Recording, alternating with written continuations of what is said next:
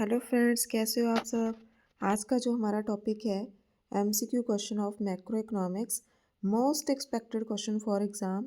चलो शुरू करते हैं। पहला क्वेश्चन क्या है हमारा, macro economics deal with. Macro economics किसके साथ डील करता है? तो मैक्रो इकोनॉमिक्स डील करता है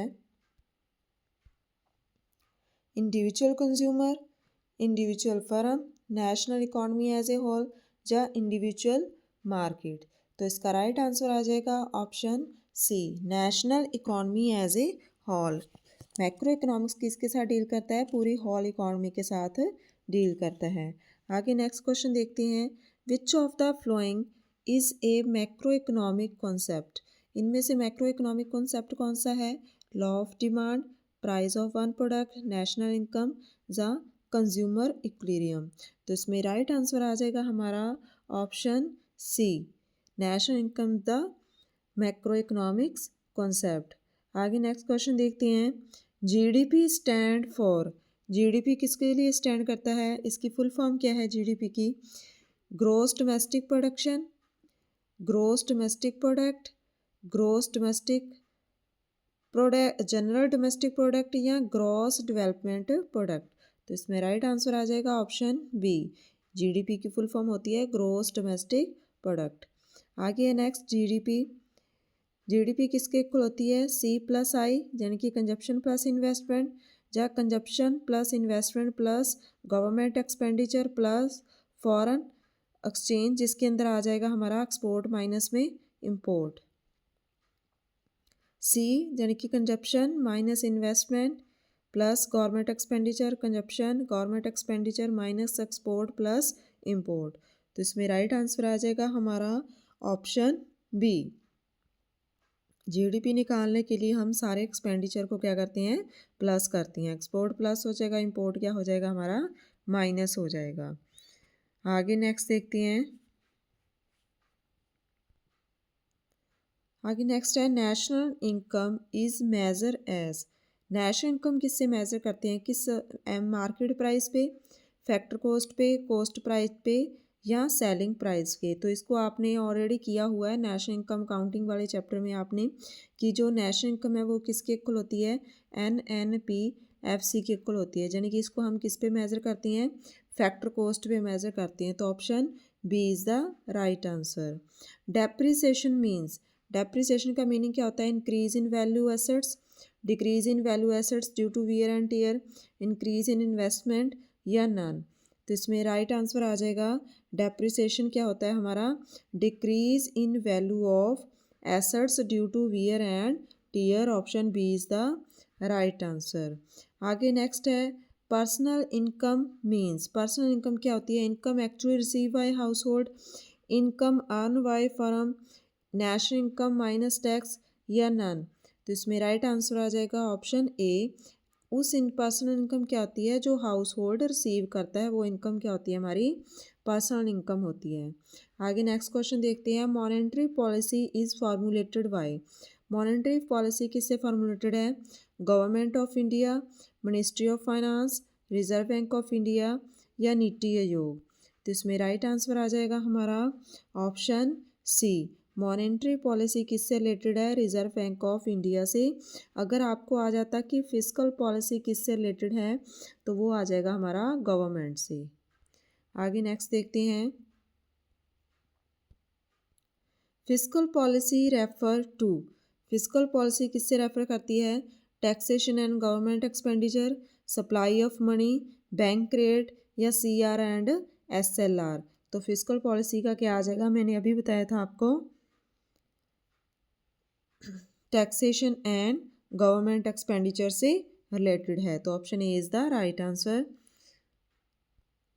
आगे नेक्स्ट क्वेश्चन है, what is the major component of money supply in India. Money supply का मेजर कंपोनेंट क्या है? Gold, currency and demand deposit, foreign reserve या बॉन्ड। तो इसमें राइट आंसर आ जाएगा हमारा ऑप्शन बी, करेंसी प्लस में डिमांड डिपॉजिट क्या है? हमारे मेजर कंपोनेंट है। आगे नेक्स्ट देखते हैं, इन्फ्लेशन मीन्स क्या होता है? Inflation mean fall in price, rise in general price, increase in national income या इंक्रीज इन एक्सपोर्ट। तो इन्फ्लेशन क्या होता है कि प्राइस में जनरल प्राइस लेवल है जो हमारा वो पहले से बढ़ जाता है। तो option B is the right answer. आगे है which of the following is an investment expenditure. Buying of share, investment किसको बोलेंगे, शेयर्स को खरीदना, construction of new building, buying TV खरीदना, बाइंग फूड आइटम। तो किसको कहेंगे, कंस्ट्रक्शन ऑफ न्यू बिल्डिंग, क्योंकि अगर हम शेयर खरीद रहे हैं तो वो तो ऑलरेडी किसी की ऑनरशिप चेंज हुई है, एक ऑनर से दूसरे ऑनर ने खरीद लिए, तो उसको हम इन्वेस्टमेंट नहीं कह सकते। तो आगे नेक्स्ट देखते हैं, net national product. Net national product किसके इक्वल होता है, NNP is equal to GDP से जब डेप्रिसिएशन माइनस करेंगे, या जीएनपी से डेप्रिसिएशन माइनस करेंगे, या एनडीपी में डेप्रिसिएशन प्लस करेंगे, या नेशनल इनकम में से सब्सिडी माइनस करेंगे। तो इसमें राइट आंसर आ जाएगा हमारा ऑप्शन बी, क्योंकि ग्रॉस में से जब हम डेप्रिसिएशन माइनस करते हैं तो क्या आ जाता है, हमारा नेट आ जाता है। तो नेट नेशनल प्रोडक्ट किसके इक्वल हो जाएगा, जीएनपी माइनस डेप्रिसिएशन के। तो option B is the right answer. आगे नेक्स्ट क्वेश्चन देखते हैं, if export exceed import the country has. अगर एक्सपोर्ट क्या है, इम्पोर्ट से ज़्यादा हैं, ठीक है, तो क्या होगा, ट्रेड डेफिसिट होगा, ट्रेड सरप्लस होगा, या बैलेंस ट्रेड होगा, या नन होगा। तो आपको पता होना चाहिए कि जब हमारे एक्सपोर्ट बढ़ते हैं और इंपोर्ट कम होती है तो हमारा क्या होता है, ट्रेड सरप्लस होता है। तो option B is the right answer. आगे नेक्स्ट है, M P C plus M P S equal to, M P C marginal propensity to consume plus marginal propensity to save. तो इसमें क्या आ जाएगा कि दोनों किसके इक्वल होती हैं, तो ये ऑलरेडी हमने किया हुआ है कि दोनों किसके इक्वल होती हैं, 1 के इक्वल होती हैं। तो option A is the right answer. आगे है, macroeconomics is also known as. Macroeconomics को किस नाम से जाना जाता है, aggregate economics, aggregate economics, microeconomics, price theory, या कंज्यूमर इकोनॉमिक्स। तो इसमें क्या आ जाएगा, क्योंकि ये होल इकोनॉमी के साथ रिलेटेड है तो हम इसको क्या बोलते हैं, एग्रीगेट इकोनॉमिक्स बोलते हैं। Which of the following is a flow variable, wealth, capital, income, या लैंड। इनमें से फ्लो वेरिएबल कौन सा है हमारा, तो इसमें राइट आंसर क्या आ जाएगा हमारा, income. Income is a flow variable, क्योंकि ये पॉइंट ऑफ टाइम पे मेज़र करते हैं वेल्थ, कैपिटल एंड लैंड को। तो इसको हम मेज़र करते हैं पीरियड ऑफ टाइम पे। तो ये क्या आ जाएगा हमारा, flow variable.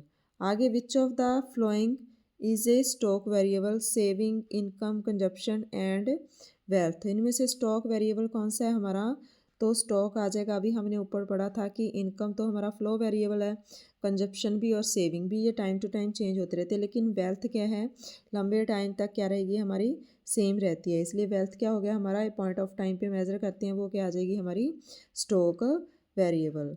National income include, national income किस चीज़ को इंक्लूड करता है, transfer payment, illegal income, factor income, या कैपिटल रिसिप्ट। तो option C is the right answer. Factor income को लेके चलते हैं, नेशनल इनकम में इंक्लूड करती हैं। Circular flow of income show, circular flow of income क्या शो करता है, flow of money only, flow of goods services and money, flow of labour only, या नन ऑफ दीज। तो इसमें राइट आंसर आ जाएगा हमारा ऑप्शन बी। इसके अंदर हम गुड्स और सर्विसेज दोनों के फ्लो को लेके चलते हैं। Which sector supply factor of production, इनमें से कौन सा सेक्टर है जो सप्लाई करता है फैक्टर ऑफ प्रोडक्शन की, firm sector, government sector, house hold sector, या रेस्ट ऑफ द वर्ल्ड। तो इसमें राइट आंसर आ जाएगा ऑप्शन सी, क्योंकि जो हाउस होल्ड है वो अपनी सर्विसेज देता है, जैसे लैंड, लेबर, कैपिटल, ठीक है, ये सब कुछ किससे मिलता है, हमें हाउस होल्ड से मिलता है। आगे नेक्स्ट देखते हैं, NNP eight market price minus indirect tax plus subsidy. तो इसमें किसके इक्वल आ जाएगा, जब एनएनपी में से हमने इंडायरेक्ट टैक्स माइनस किया, आपको पता है कि मार्केट प्राइस में से अगर टैक्स माइनस करते हैं तो क्या बन जाता है, ये हमारी फैक्टर कॉस्ट बन जाती है। टैक्स माइनस करेंगे और सब्सिडी जोड़ देंगे तो क्या आ जाएगी हमारी, फैक्टर कॉस्ट आ जाएगी। तो ऑप्शन क्या आ जाएगा, क्या बन जाएगा ये हमारा, एनएनपी, एमपी की जगह पे ये क्या बन जाएगा हमारा, नेशनल इनकम बन जाएगा। तो option B is the right answer. A decrease in taxes result in, अगर टैक्स में हम कमी हो जाती है तो क्या होगा हमारा, जब टैक्स हमें कम देने पड़ेंगे तो हमारी इनकम क्या है, हमारे पास ज़्यादा बच जाएगी। ठीक है, तो fall in disposable income, rise in disposable income, no change या राइज इन सेविंग ओनली। तो option B is the right answer, rise in disposable income. Disposable income का मतलब क्या होता है कि खर्च करने के लिए हमारे पास जो इनकम होती है उसको डिस्पोजेबल मिलते हैं, जो टैक्स वगैरह कट करके बचती है हमारे पास। Which of the following is not included in GDP, इनमें से कौन सा जीडीपी में इंक्लूड नहीं होता। New goods and services, second hand goods, government expenditure या इन्वेस्टमेंट। तो सेकंड हैंड गुड्स आ जाएगा, क्योंकि ऑलरेडी जब हम इनको इनका प्रोडक्शन हुआ था तो हमने इनको इंक्लूड कर लिया था, तो इसको दोबारा इंक्लूड नहीं करेंगे। तो option B is the right answer. आगे नेक्स्ट क्वेश्चन है, the real GDP means at GDP at constant price, current price, market price या फैक्टर कॉस्ट। तो रियल जीडीपी का मतलब होता है कि जिसको हम कांस्टेंट प्राइस पे मेज़र करते हैं बेस ईयर के प्राइस के ऊपर। तो option A is the right answer. आगे नेक्स्ट देखते हैं, if M P C is equal to 0.75 then multiplier. अगर एम पी सी आपकी 0.75 है तो मल्टीप्लायर क्या होगा आपका। तो इसको सॉल्व कर लेते हैं पहले हम मल्टीप्लायर का फार्मूला क्या होता है, 1/1 माइनस में एम पी सी होता है। तो एम पी सी की वैल्यू पुट करेंगे 0.75। तो 0.75 पुट करने के बाद हमारी वैल्यू क्या आ जाएगी, यहाँ पे बचेगी 1/0.25 बच जाएगा हमारे पास, 1/0.25। अब इसको सॉल्व कर लेंगे, 1 में से 0.75 माइनस करेंगे तो 0.25 बच जाएगा। अब इसका पॉइंट ऊपर लिख लेंगे, ये क्या आ जाएगा हमारा, क्योंकि 1 0 0, तो इसके पॉइंट बना लेंगे हम पॉइंट को। उसके बाद क्या कर देंगे, इसको डिवाइड कर देंगे तो कितना आ जाएगा, 4 आ जाएगा। तो 4 इज़ द राइट आंसर। आगे नेक्स्ट देखते हैं, full form of M P S. M P S की फुल फॉर्म क्या है, marginal point of saving, marginal propensity to save, minimum propensity to spend या नन। तो इसमें राइट आंसर आ जाएगा हमारा option B, marginal propensity to save. आगे नेक्स्ट है, money supply in India is regulated by. Money supply को कौन रेगुलेट करता है, ministry of finance, SBI, RBI या नीति आयोग। तो इसमें राइट आंसर आ जाएगा हमारा आरबीआई, इसको, क्योंकि आरबीआई क्या है, हमारा सेंट्रल बैंक है, रिजर्व बैंक ऑफ इंडिया, वही मनी सप्लाई को क्या करता है, रेगुलेट करता है। आगे है सीआरआर रेफर टू। सीआरआर किसके इक्वल है, cash reserve ratio, cash revenue rate, current reserve rate या कैश रिडक्शन रेशो। तो इसमें राइट आंसर आ जाएगा कैश रिजर्व रेशो। सीआरआर किसके इक्वल होती है, कैश रिजर्व रेशो के इक्वल होती है। आगे नेक्स्ट देखते हैं, आगे नेक्स्ट क्वेश्चन है, which instrument of monetary policy control credit. इनमें से कौन सा इंस्ट्रूमेंट है जो मॉनेटरी पॉलिसी का जो क्रेडिट को कंट्रोल करता है। तो पहला ऑप्शन है open market operation, public debt, physical deficit या सब्सिडी। तो इसमें राइट आंसर आ जाएगा हमारा ओपन मार्केट ऑपरेशन, क्योंकि बाकी किससे रिलेटेड है, वो फिजिकल पॉलिसी से रिलेटेड है। आगे नेक्स्ट है इन्फ्लेशन रिड्यूस। इन्फ्लेशन रिड्यूस किसको करता है, purchasing power of money, supply of money, money supply in bank या एक्सपोर्ट। क्योंकि जब इन्फ्लेशन बढ़ता है, इन्फ्लेशन मीन्स मतलब क्या हो जाएगा आपके, इंक्रीज इन प्राइस। तो ये किसको वो करता है, परचेजिंग पावर के ऊपर इफेक्ट डालता है। तो option A is the right answer, क्योंकि परचेजिंग पावर क्या हमारी कम हो जाती है जब कीमतें बढ़ जाती हैं। सपोज करो हमारी 10,000 इनकम है, तो जो चीज़ें अब 10,000 में आ रही हैं वो अब क्या आएंगी, हमारी 15,000 में आएंगी अगर कीमतें बढ़ जाती हैं। तो इसका मतलब क्या हो गया, हमारी परचेजिंग पावर क्या होगी, पहले से कम हो गई है। डिफ्लेशन मीन्स, डिफ्लेशन का मतलब क्या होता है कि कीमतों का कम होना, प्राइस आपके क्या हैं, कम हो जाएंगे। Continue rise in price level, continue fall in price level, rise in money supply या नन। तो इसमें राइट आंसर आ जाएगा हमारा कीमतों में कम होना, प्राइस लेवल का कम हो जाना पहले से। तो continuous fall in price. Unemployment increase during, unemployment increase होता है बूम, रिसेशन, रिकवरी या स्टेडी ग्रोथ, कि जब रिसेशन आता है तब हमारी अनएम्प्लॉयमेंट बढ़ती है। तो option B is the right answer. आगे नेक्स्ट देखते हैं डिस्पोजेबल इनकम। डिस्पोजेबल इनकम क्या होती है कि जो टैक्स वगैरह देकर जो बाकी हमारे पास बच जाती है खर्च करने के लिए, वो हमारी डिस्पोजेबल इनकम होती है। तो ऑप्शन ए क्या है हमारा, पर्सनल इनकम में से टैक्स माइनस कर दीजिए, नेशनल इनकम में टैक्स जोड़ दीजिए, या जीएनपी में से टैक्स माइनस कर दें, या नेशनल इनकम में से इनडायरेक्ट टैक्स माइनस कर दें। तो जो आपकी इनकम आई है उसमें से अगर टैक्स माइनस कर देंगे तो वो क्या हो जाएगी, आपकी डिस्पोजेबल इनकम हो जाएगी। तो option A is the right answer. आगे नेक्स्ट है transfer payment are. Transfer payment क्या होती है, included in national income, excluded in national income. National income में जोड़ती हैं इसको या माइनस करती हैं, ठीक है, या सम टाइम इंक्लूडेड या नन, ठीक है। तो ट्रांसफ़र पेमेंट को हम ऐड करेंगे या नहीं करेंगे, तो इसमें क्या आता है हमारा, ट्रांसफ़र पेमेंट कौन सी होती है, जो वन साइडेड होती है, जिसके लिए हमने कुछ नहीं किया, तो इसको क्या करती हैं नेशनल इनकम में से क्या करती हैं हम एक्सक्लूडेड करती हैं। ओके, तो इसमें जैसे बुढ़ापा पेंशन होगी तो इसको हम नेशनल इनकम में ऐड नहीं करेंगे, क्योंकि इसके बदले उन्होंने कोई काम नहीं किया है। बिना काम के जो, बिना सर्विसेज के जो मिलती है उसको हम नेशनल इनकम में ऐड नहीं करते, तो ट्रांसफ़र पेमेंट इसमें बाहर रहती है। Capital formation mean, capital formation का मतलब होता है कि इन्वेस्ट करना। तो creation of financial capital, creation of real capital, increase in stock of capital या decrease in stock of capital. तो इसमें राइट आंसर आ जाएगा हमारा ऑप्शन सी। हमारा स्टॉक पहले से बढ़ जाता है क्योंकि हम इन्वेस्टमेंट कर रहे हैं, इन्वेस्टमेंट बढ़ेगा तो स्टॉक ऑफ कैपिटल बढ़ेगा, और स्टॉक ऑफ कैपिटल बढ़ेगा तो इसका मतलब क्या है, हम कैपिटल फॉर्मेशन कर रहे हैं। आगे है रेवेन्यू डेफिसिट।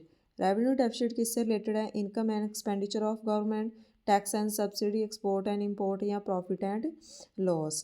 तो रेवेन्यू डेफिसिट किससे रिलेटेड है हमारा,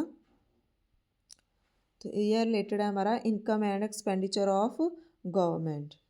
तो option A is the right answer. Balance of payment include, balance of payment में हम किस चीज़ को इंक्लूड करते हैं, सिर्फ विजिबल, ओनली इनविजिबल, विजिबल और इनविजिबल दोनों, या ओनली कैपिटल आइटम। तो option C is the right answer. हम इसमें विजिबल और इनविजिबल दोनों लेके चलती हैं, ठीक है। आगे नेक्स्ट देखते हैं BOT स्टैंड फॉर। BOT किसके स्टैंड करता है, balance of trade, budget on trade, bank officially transaction, या बैलेंस ऑफ टैक्स। तो option A is the right answer, balance of trade को स्टैंड करता है। आगे नेक्स्ट है अगर इंपोर्ट हमारे एक्सपोर्ट से ज़्यादा होती हैं तो क्या होता है, ट्रेड सरप्लस होता है, ट्रेड डेफिसिट होता है, बैलेंस ट्रेड होता है, या नन ऑफ दीज। तो इसमें आ जाएगा हमारा ट्रेड डेफिसिट होता है। तो option B is the right answer. Which organization publish the human development report, IMF, world bank, UNESCO, या UNDP। तो इसमें राइट आंसर आ जाएगा हमारा UNDP। तो option D is the right answer. आगे नेक्स्ट है budget is presented in parliament Y.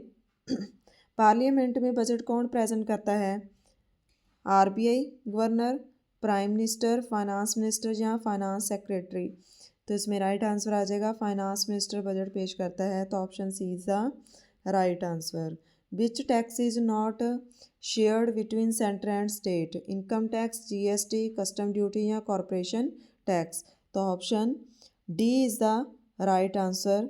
Corporation tax को ये शेयर नहीं करते, सेंटर एंड स्टेट बाकी को शेयर करती हैं। इनकम टैक्स भी शेयर होता है, GST भी, एंड कस्टम ड्यूटी भी। तो option D is the right answer. आगे है direct tax are paid by. Direct tax paid करते हैं consumer to shopkeeper, tax payer directly to government, exporter to importer, या ओनली कॉरपोरेटिव फर्म। तो इसमें right answer आ जाएगा डायरेक्ट टैक्स का मतलब होता है कि जो टैक्स जिस पे लगाया है वही पे करे। तो tax payer directly to government वो हो जाएगा हमारा डायरेक्ट टैक्स। आगे नेक्स्ट देखते हैं। आगे नेक्स्ट है indirect tax are. Indirect tax progressive होते हैं, मतलब जैसे जैसे आपकी इनकम बढ़ती है बढ़ेंगे। रिग्रेसिव होते हैं, जैसे जैसे आपकी इनकम कम होती है वैसे वैसे कम हो जाएंगे। प्रोपोर्शनल होती हैं, मतलब एक समान रहती हैं, इक्वल फॉर ऑल, ठीक है। तो इसमें क्या आ जाएगा हमारा, इनडायरेक्ट टैक्स क्या होती हैं, रिग्रेसिव होती हैं। Option B is the right answer. आगे है नेक्स्ट क्वेश्चन, ए रिसेशन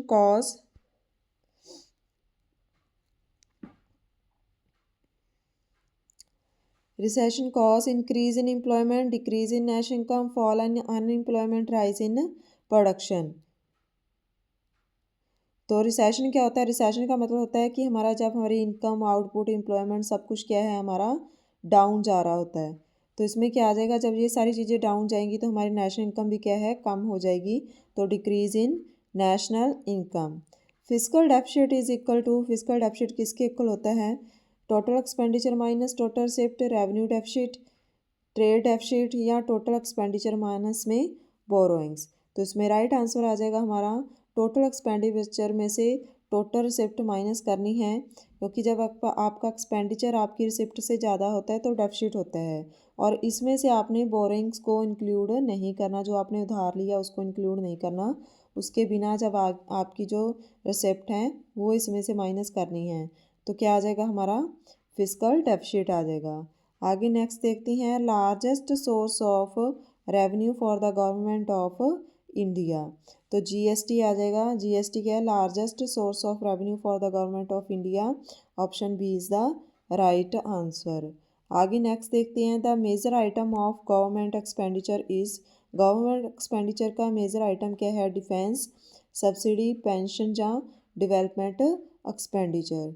तो इसमें क्या आ जाएगा? राइट आंसर आ जाएगा हमारा मेजर आइटम क्या है? डेवलपमेंट के ऊपर खर्च करती है, तो डेवलपमेंट एक्सपेंडिचर आ जाएगा। Option D is the right answer. Which is not a component of aggregate demand, consumption, government expenditure, import या इन्वेस्टमेंट। तो इसमें राइट आंसर क्या आ जाएगा कि एग्रीगेट डिमांड का कौन सा कंपोनेंट नहीं है? तो सी प्लस आई प्लस जी प्लस एक्स माइनस एम होता है एक्सपोर्ट। तो इसमें क्या आ जाएगा हमारा एग्रीगेट डिमांड किसके इक्वल होती है हमारी? इंपोर्ट नहीं आएगा। इसमें क्या आएगा हमारा एक्सपोर्ट माइनस में इंपोर्ट। आगे नेक्स्ट देखते हैं, नहीं इसमें एक्सपोर्ट इंपोर्ट आएगा, क्या नहीं आएगा? इन्वेस्टमेंट नहीं आएगा। ऑप्शन इन्वेस्टमेंट भी इंक्लूड होगा, तो ऑप्शन सी ही आएगा बेटा इसके अंदर, क्योंकि एग्रीगेट डिमांड किसके इक्वल होती है? कंजप्शन प्लस इन्वेस्टमेंट प्लस में गवर्नमेंट एक्सपेंडिचर प्लस में एक्सपोर्ट माइनस इंपोर्ट करके लिखते हैं, तो इंपोर्ट नहीं आएगा इसके अंदर, कंपोनेंट नहीं है इसका। If aggregate demand is greater than aggregate supply it leads to. अगर एग्रीगेट डिमांड एग्रीगेट सप्लाई से ज़्यादा है, आप सपोज करो कि अगर डिमांड बढ़ रही है तो प्राइस भी बढ़ेंगे, और प्राइस बढ़ेगा तो इन्फ्लेशन होगा। तो इन्फ्लेशन आ जाएगा हमारा। Option A is the right answer. Which is a qualitative tool of monetary policy. Monetary policy का क्वालिटेटिव टूल कौन सा है? Bank rate, repo rate, rationing of credit या सीआरआर। तो ऑप्शन सी आ जाएगा, क्योंकि बैंक रेट और रेपो रेट और सीआरआर क्या है? हमारे क्वांटिटेटिव टूल हैं। आगे नेक्स्ट देखते हैं, the base year for calculating GDP should ideally be period of. अगर जीडीपी के लिए बेस ईयर कौन सा होना चाहिए जिसमें ज़्यादा तेज़ी है, बूम है, या रिसेशन है, ज़्यादा मंदी है, या युद्ध चल रहा है? तो ये तीनों नहीं हो सकते। तो राइट आंसर क्या आ जाएगा? जो नॉर्मल ईयर होगा, जिसमें नॉर्मल इकोनॉमिक एक्टिविटी चल रही है, तो बेस ईयर होगा। LIC is related to. LIC किससे रिलेटेड है? Capital market, insurance market, commodity market या मनी मार्केट। तो इसमें राइट आंसर आ जाएगा इंश्योरेंस मार्केट से रिलेटेड है, तो option B is the right answer. आगे नेक्स्ट है, the treasury bill are issue for. Treasury bill किसके लिए इशू होती है? Short term borrowing, long term borrowing, raising tax या इनकरेज एक्सपोर्ट। तो ये इसका राइट आंसर आ जाएगा हमारा शॉर्ट टर्म बोरिंग्स होती हैं ये हमारी। आगे नेक्स्ट है, who prepare the national income estimate in India. National income estimate को प्रिपेयर कौन करता है? RBI, नीति आयोग, NSO या मिनिस्ट्री ऑफ फाइनेंस। तो इसमें राइट आंसर आज क्या आ जाएगा हमारा NSO क्या करता है? नेशनल इनकम को एस्टिमेट करने के लिए प्रिपेयर करता है। Black money rise due to. Black money किसकी वजह से आती है? टैक्स अवेजन, एक्सपोर्ट, इन्फ्लेशन या सब्सिडी। जब आप ब्लैक मनी तभी बनती है जब आप टैक्स पे नहीं करते, तो option A is the right answer. Multiplier effect was given by. Multiplier effect कौन देता है? किसने दिया था? GM केन्स ने, मार्शल, एडम स्मिथ या पीगू। तो इसमें राइट आंसर आ जाएगा ऑप्शन ए, J.M. केन्स ने दिया था। Option A is the right answer. Primary deficit किसके इक्वल होता है? फिजिकल डेफिसिट में से इंटरेस्ट पेमेंट माइनस कर दीजिए, जब फिजिकल डेफिसिट में बोरोइंग जोड़ दीजिए, रेवेन्यू डेफिसिट में सब्सिडी माइनस कर देना, या कैपिटल डेफिसिट में से ग्रांट्स माइनस कर देना। तो इसमें राइट आंसर आ जाएगा ऑप्शन ए, फिजिकल डेफिसिट में से इंटरेस्ट पेमेंट माइनस करके हमारा किसके इक्वल आ जाएगा? प्राइमरी डेफिसिट के इक्वल आ जाएगा। वैट हैज़ नाउ वी रिप्लेस्ड बाय, जो वैल्यू एडेड टैक्स थे उसकी जगह पे अब हम क्या लेके आगे हैं? कौन सी नई टैक्स पॉलिसीज़ लेके आए थे? Custom duty, GST, excise duty या सर्विस टैक्स? तो इसमें राइट आंसर आ जाएगा जीएसटी। तो हमारा जीएसटी क्या है? गुड्स एंड सर्विसेज टैक्स ने किसको रिप्लेस कर दिया है? वैट को। अब वैट की जगह पे जीएसटी लगाया जाता है। Good indicator of economic development, economic development का न्यू इंडिकेटर कौन सा है इसमें से? जीडीपी, एचडीआई, इन्फ्लेशन या बजट? तो इसमें राइट आंसर आ जाएगा हमारा गुड इंडिकेटर कौन सा है? Human development index. Option B is the right answer. Next है हमारा labour force mean. Labour force का मतलब क्या होता है? People above 18 year, all population, people employ plus unemploy willing to work, only employed people. तो इसमें राइट आंसर आ जाएगा ऑप्शन सी, कि हम इनके अंदर उन लोगों को इंक्लूड करते हैं जो तो ऑलरेडी एम्प्लॉयड हैं, या जो एम्प्लॉयमेंट के लिए अभी अपनी तलाश कर रहे हैं। ठीक है, तो विलिंग टू वर्क, जो काम तो करना चाहते हैं लेकिन अभी काम नहीं मिला। तो दोनों आ जाएंगे इसके अंदर। Option C is the right answer. आगे नेक्स्ट देखते हैं, currency note in India are issue है। करेंसी जो नोट है वो कौन इशू करता है? RBI, SBI, government of India या फाइनेंस मिनिस्टर? तो करेंसी नोट कौन इशू करता है? हमारा RBI. Option A is the right answer. Reserve bank of India issue करता है। लेकिन अगर आपसे कॉइन पूछा जाए तो वो कौन करता है? गवर्नमेंट ऑफ इंडिया करता है। आगे नेक्स्ट देखते हैं, coins in India are issue by, coins कौन इशू करता है? RBI, government of India, finance commission या मिनिस्ट्री ऑफ अफेयर? तो इसमें आ जाएगा government of India. Option B is the right answer. आगे नेक्स्ट देखते हैं, high inflation plus high unemployment together is called. High inflation का मतलब होता है कि कीमतों का बहुत ज़्यादा बढ़ जाना, और कीमतें भी बढ़ रही हैं और एम्प्लॉयमेंट भी बढ़ रही है। तो ये दोनों चीज़ें जब साथ में होती है तो उसको हम क्या बोलते हैं? स्टैगफ्लेशन बोलते हैं। कि कीमतों के बढ़ने पर भी अनएम्प्लॉयमेंट भी हाई हो तो वो होता है हमारा स्टैगफ्लेशन। तो option C is the right answer. आगे नेक्स्ट देखते हैं, असर्शन और रीजंस वाले क्वेश्चन हैं मैक्रो इकोनॉमिक्स के। तो इसमें मैं आपको पहले ही बता देती हूँ कि अगर आपका ऑप्शन ए राइट होगा तो उसमें क्या होगा कि ए और आर दोनों ट्रू हैं, but R is not the correct explanation of A. अगर हमारा ऑप्शन ए होगा तो ए में क्या होगा? हमारा दोनों ट्रू होंगे और आर ए की करेक्ट एक्सप्लेनेशन देगा। अगर बी होगा तो करेक्ट एक्सप्लेनेशन नहीं होगी। अगर ऑप्शन सी है तो ए ट्रू होगा, आर फॉल्स होगा। अगर डी है, ए फॉल्स है और आर ट्रू है। तो आगे नेक्स्ट देखते हैं, पहला क्वेश्चन है हमारा, reason set first assertion, national income is always measure at factor cost. Reason देख लेते हैं, factor cost include factor payment such as rent, wages, interest and profit. अब देखिए, पहले तो इन्होंने बता दिया हमारा नेशनल इनकम का, कि नेशनल इनकम को फैक्टर कॉस्ट पे मेज़र करते हैं। तो किस पे मेज़र करते हैं? एनएनपी, एफसी किसके इक्वल होता है? नेशनल इनकम के। तो ये फैक्टर कॉस्ट पे मेज़र कर रहे हैं तो option A is the right. But reason देख लेते हैं, रीज़न सही है। फैक्टर कॉस्ट के अंदर हम क्या लेके चलते हैं? Rent, wages, interest and profit, तो ये भी सही है। ठीक है, लेकिन जो आर की एक्सप्लेनेशन दी है वो इसको एक्सप्लेन नहीं कर रही नेशनल इनकम को, इसीलिए इस ऑप्शन बी राइट आंसर आ जाएगा कि ए एंड आर दोनों ट्रू हैं, बट आर है वो ए को एक्सप्लेन नहीं कर रहा। तो option B is the right answer. आगे नेक्स्ट देखते हैं, हमारा सेट 2 क्या है? GDP at constant price eliminate the effect of inflation. कि जीडीपी को जब हम कांस्टेंट प्राइस पे चेक करते हैं तो इन्फ्लेशन को एलिमिनेट कर देता है, ख़त्म कर देता है। तो बिल्कुल सही है। उसके बाद करते हैं, current price include price changes over time. लेकिन अगर हम करंट प्राइस लेके चलते हैं, बिकॉज करंट प्राइस के अंदर क्या होता है? Over to time price changes होते रहते हैं, उसको भी इंक्लूड करता है। तो ए और आर दोनों सही हैं और आर ए को एक्सप्लेन भी कर रहा है, उसके साथ जुड़ा हुआ है जो हमने बताया है कि कांस्टेंट प्राइस और करंट प्राइस के बारे में। तो option A is the right answer. आगे, disguised unemployment is mostly found in agriculture. तो बिल्कुल सही है। डिस्गाइज का मतलब क्या होता है कि जितने लोगों के लिए, मान लो जहाँ पे सिर्फ 4 लोगों की ज़रूरत है वहाँ पे 5 लोग काम कर रहे हैं, तो जो 5वां है उसके काम करे ना करे तो प्रोडक्शन में तो कोई इफेक्ट नहीं पड़ेगा। ऐसी एम्प्लॉयमेंट कौन सी होती है? डिस्गाइज्ड अनएम्प्लॉयमेंट होती है। More people are working than actually required to produce the same output. तो ये भी सही है, ये इसको एक्सप्लेन भी कर रहा है कि जहाँ पे ज़्यादा लोग काम कर रहे हैं, जित आउटपुट उतनी हो रही है, चाहे 4 करें या 5 करें या 6 करें, लेकिन अगर 6 कर रहे हैं तो वो कौन सी अनएम्प्लॉयमेंट होगी? और डिस्गाइज्ड अनएम्प्लॉयमेंट होगी। ए भी सही है, आर भी सही है और आर ए को एक्सप्लेन भी कर रहा है। आगे नेक्स्ट देखते हैं।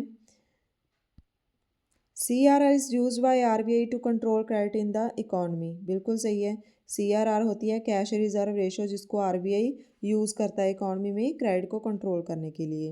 Next, an increase in CRR increase the lending capacity of bank. अगर CRR बढ़ती है तो लैंडिंग कैपेसिटी, उधार देने की कैपेसिटी बैंक की बढ़ जाती है? तो नहीं, इसमें ए सही है, आर गलत है। तो जब CRR बढ़ेगी तो कैश उनको ज़्यादा रिजर्व रखना पड़ेगा, उधार कम दे सकती हैं, तो लैंडिंग कैपेसिटी क्या हो जाएगी? कम हो जाएगी। आगे नेक्स्ट है, import reduce the domestic income level of a country. कि जो इम्पोर्ट होती हैं वो हमारी कंट्री की क्या करती हैं? डोमेस्टिक इनकम लेवल को क्या कर देती हैं? कम कर देती हैं। बिल्कुल सही है। Import are included in agriculture demand of the economy. तो import reduce domestic income level of a country. तो बिल्कुल सही है, जब हम इंपोर्ट करते हैं तो हमारी इनकम क्या चली जाती है? अदर कंट्रीज़ में चली जाती है, फॉरेन कंट्रीज़ में। तो ये हमारी इनकम को, डोमेस्टिक लेवल इनकम को क्या कर देता है? कम कर देता है। दूसरा, import are included in aggregate demand. नहीं, एग्रीगेट डिमांड में इम्पोर्ट इंक्लूड नहीं होता। हम ऊपर भी पढ़ के आए थे, इम्पोर्ट को क्या करते हैं? माइनस करते हैं और एक्सपोर्ट को क्या करते हैं? हम प्लस करते हैं।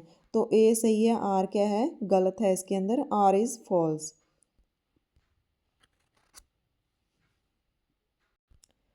आगे नेक्स्ट है, national income exclude transfer payment. बिल्कुल सही है। नेशनल इनकम में हम ट्रांसफ़र पेमेंट होती है जो वन साइडेड होती है, जिसके बदले हमने कोई काम नहीं किया लेकिन फिर भी हमको मिल रही है, वो होती है ट्रांसफ़र पेमेंट। इसको नेशनल इनकम में इंक्लूड नहीं करते। तो ए तो सही है। इसके अंदर आर पढ़ लेते हैं। Transfer payment are an income do not involve production to goods and services. तो ये क्या कर रहा है कि ये अर्न इनकम होती है, यानी कि इसके बदले हमने कुछ काम नहीं किया लेकिन फिर भी हमको मिल रही है। तो आर इज़ आल्सो राइट और आर इसको एक्सप्लेन भी कर रहा है। तो option A is the right answer आ जाएगा। ए और आर बोथ आर ट्रू, ठीक है, और आर इज एक्सप्लेन ए। आगे नेक्स्ट देखते हैं, मनरेगा aim at reducing unemployment in rural area. बिल्कुल सही है कि मनरेगा का जो एम था वो क्या था? इसको रूरल एरिया में से अनएम्प्लॉयमेंट को ख़त्म करना। The scheme 100 day of granted wage employment to rural household. कि 100 डे का तो पक्का ही काम मिलेगा, तो ये भी सही है। ए और आर सही है और आर ए को एक्सप्लेन भी कर रहा है। आगे नेक्स्ट देखते हैं, inflation reduce purchasing power of money. Inflation हमारी परचेजिंग पावर को कम करता है। बिल्कुल सही है। जब प्राइस बढ़ते हैं तो हमारे पास इनकम क्या रह जाती है? बहुत कम रह जाती है, परचेजिंग पावर कम हो जाती है। With rising price a fix amount of money can buy lesser goods and services.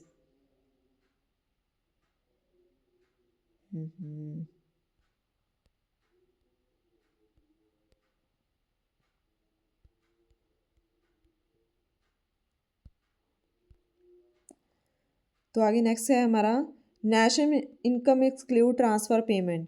तो बिल्कुल सही है। नेशनल इनकम में से ट्रांसफ़र पेमेंट क्या हो जाती है? माइनस करती हैं, क्योंकि ट्रांसफ़र पेमेंट क्या होती है? वन साइडेड इनकम होती है हमारी, इसको इंक्लूड नहीं करते। Transfer payment are an income do not involve production of goods and services. Transfer payment क्या होती है? अन इनकम होती है, इसको हम गुड्स और सर्विस के इंक्लूड नहीं करते। तो दोनों सही है हमारे, ऑप्शन ए और आर दोनों सही हैं। और आर है वो ए को एक्सप्लेन भी कर रहा है। आगे नेक्स्ट देखते हैं, मनरेगा aim at reducing unemployment in rural area. मनरेगा का एम क्या होता है? कि जो रूरल एरिया उसमें से अनएम्प्लॉयमेंट को ख़त्म करना है, रिड्यूस करना है। तो बिल्कुल सही है। Scheme 100 day guarantee of wage employment to rural household. ये भी सही है कि 100 दिन का काम तो मिलेगा ही मिलेगा। ए और आर दोनों सही हैं और आर ए को एक्सप्लेन भी कर रहा है। आगे नेक्स्ट देखते हैं, inflation reduce purchasing power of money. Inflation क्या है, परचेजिंग पावर को कम कर देता है हमारी। बिल्कुल सही है, क्योंकि जब प्राइस बढ़ती हैं तो हमारे पास इनकम क्या रहती है, बहुत कम रह जाती है परचेज करने के लिए।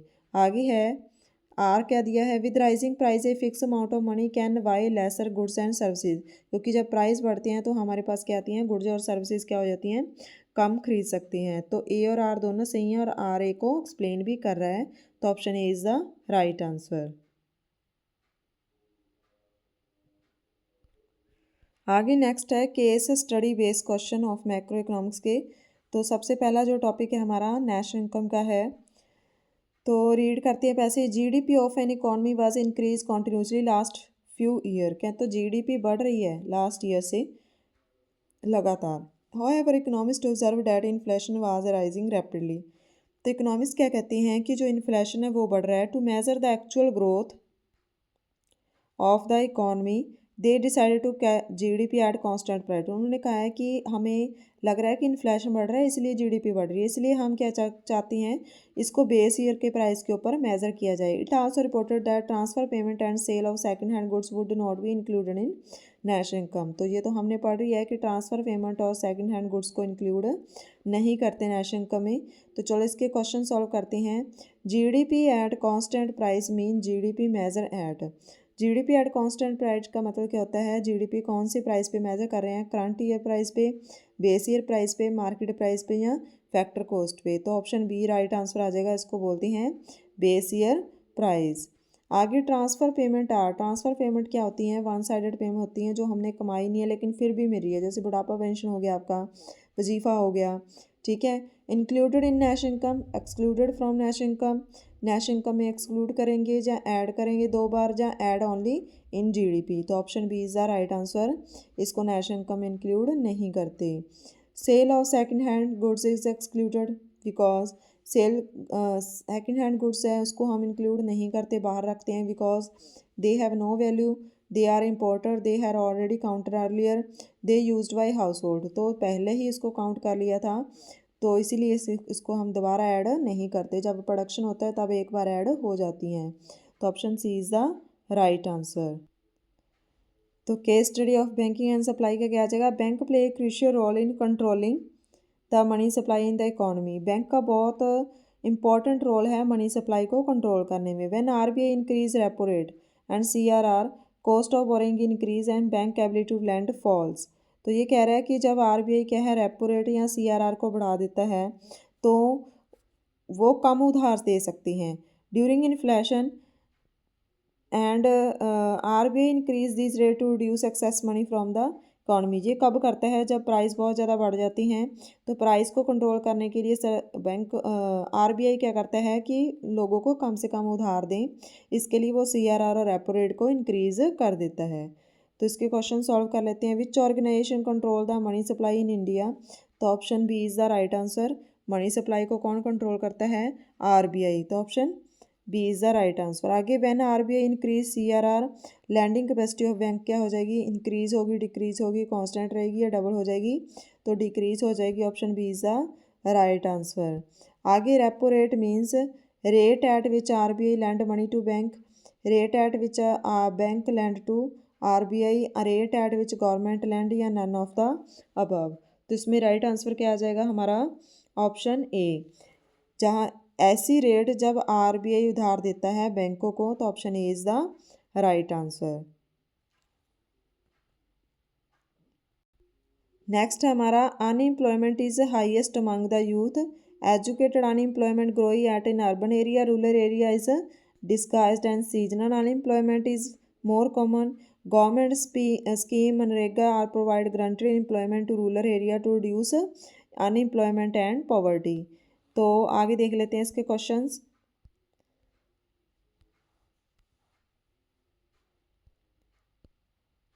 Educated unemployment is mainly found, जो एजुकेटेड पीपल हैं वो अनएम्प्लॉयमेंट किस में, urban area, rural area, agriculture sector या गवर्नमेंट सेक्टर। तो अर्बन एरिया आ जाएगा, शहरों के अंदर पढ़े लिखे लोग ज़्यादा बेरोज़गार हैं। Disguised unemployment is common in industry, agriculture, banking sector and IT. तो राइट आंसर आ जाएगा ऑप्शन बी, एग्रीकल्चर में डिस्गाइज्ड एम्प्लॉयमेंट होती है, क्योंकि खेत के अंदर हमारे मान लो सपोज करो ये फैमिली का एक खेत है और उस फैमिली में 5 मेंबर हैं, हालांकि यहाँ पे काम करने के लिए 3 ही चाहिए और 5 के 5 उसी खेत में काम कर रहे हैं, तो 2 क्या हो गई, डिस्गाइज्ड अनएम्प्लॉयमेंट हो गई। आगे नेक्स्ट देखते हैं MNREGA assume assure how many days of granted employment. MNREGA क्या अश्योर करता है, कितने दिन का काम देगा, 50, 100, 150 या 200, तो आंसर आ जाएगा ऑप्शन बी, 100 डेज़ का काम देने की गारंटेड देता है। तो आज का जो आपका टॉपिक है हमारा, कैसा लगा आपको मल्टीपल चॉइस क्वेश्चन का, ये मैक्रो इकोनॉमिक्स के थे। नेक्स्ट आपको इंडियन इकोनॉमी के लेके आएंगे। तो प्लीज़ मेरी वीडियो को लाइक कर देना, शेयर करना है, सब्सक्राइब कर लेना और ज़्यादा से ज़्यादा शेयर करो प्लीज़। Thank you.